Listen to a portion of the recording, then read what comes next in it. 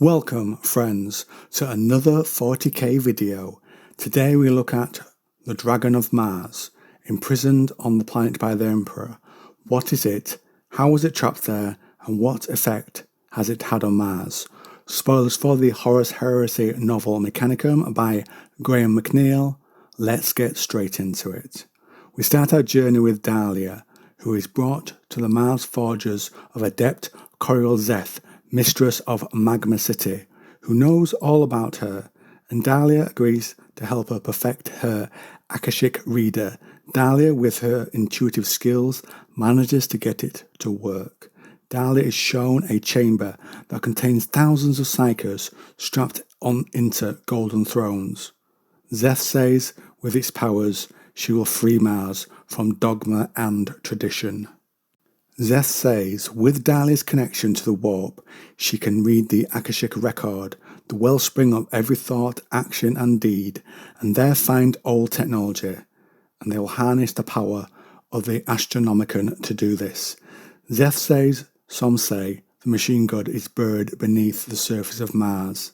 It works the energy, opens the door, and the chamber is filled with, as the book tells it, thunderheads of anger, zephyrs of regret, hailstorms of longing, hurricanes of love and betrayal, and Dahlia saw this was the source of all knowledge that they were after. The psychers begin to die. The throne at the centre was lit, but the psychic energy never touched it. Jonas, a psyker there, says he has seen all knowledge. He has seen the dragon and the emperor and the lie of Mars. The power faded, and he passed on his knowledge to Dahlia as he died. This leads her to the Noctis Labyrinthus, the labyrinth of night. The Emperor and the dragon are tied with that place. Recalling what she had read with Caxton of various legends, she sees the dragon and the Slayer fight in an eternal struggle. There is a balance there, enemies needing each other, and that her experience with the reader had linked her to something old. Older than anything they can imagine. She says it's the dragon, that the dragon is in the labyrinth. Dahlia learns the cult of the dragon operates from there and goes across Mars to reach it. She enters a tunnel where she meets a hooded figure who has lived there a long time. He is called Semyon, the guardian of the dragon. He has a device that can kill people sometimes to keep the dragon quiet. He takes Dahlia and her group to the dragon in a vast cavern that was silver inside. There is also a lectern with a book on it. There Dahlia and her companions see and feel a terrifying, distorted version of reality, where the angles were impossible. The cavern moved in unfeasible ways. She sensed the creature had been abroad in the galaxy. It has been worshipped as a god. It was all-powerful and trapped at the same time. Dahlia sees that the cavern is the dragon, or at least a part of it. She looks at the book, and she was elsewhere, in a desert, on old Earth, before the unification. She sees a city, Cyrene, in Libya, 11th or 12th century. There is a dragon there that demands a sacrifice, just as the one on Mars does. A knight in golden armour appears, the Emperor. The dragon appears, its scaled head immense, and its tail 20 meters long. Its terrible winged body was covered with scales. They fight, and radiance comes from the knight like a newborn sun. The knight strikes a weak point. The dragon is only subdued, and the knight or emperor says he can defeat it, and so it will be bound and trapped in darkness, trapped in the Noctis Labyrinthus.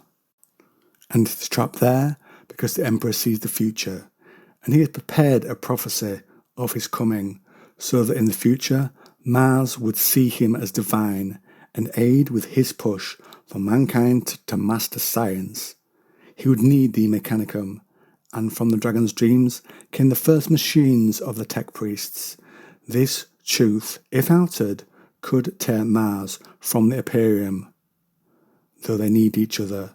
So the guardians of the dragon must keep it bound, though someday its children might come to find it. The Necrons, perhaps. Dahlia must now be that guardian. She gains the Guardian's knowledge from him, and Dahlia and the protector that Zeth sent with her, Romu 31, will steward the dragon. But at the end, we are told that the book that could tell of the lie of Mars is gone, and when the next Guardian comes, the damage could have already been done to the relationship. Now, it's widely believed in a lot of videos I've watched that the dragon is a Satan, the first beings in the 40k galaxy. The Necrons turned on them, breaking them down into shards to be used as weapons. Perhaps a dragon is one of those shards. This dragon was also called Mal-Ladroth, or the Void Dragon, and it's said to be the most terrible of his race. So let's look to the text for clues. Perhaps when Dahlia and her companions feel that distortion in reality, that is the shard of the dragon, its very powerful presence. However, the Emperor defeated the dragon, likely with more than the sword and lance we are shown. I think he could only do this if there was a shard of the dragon there, not its full godly might. Perhaps with blade or psychic might, he pierced the necrodermis of the shard, which is the metal form that cages it. Though the Satan are only usually subdued by this, and they usually explode when that happens to them, so that puts a little doubt into that part.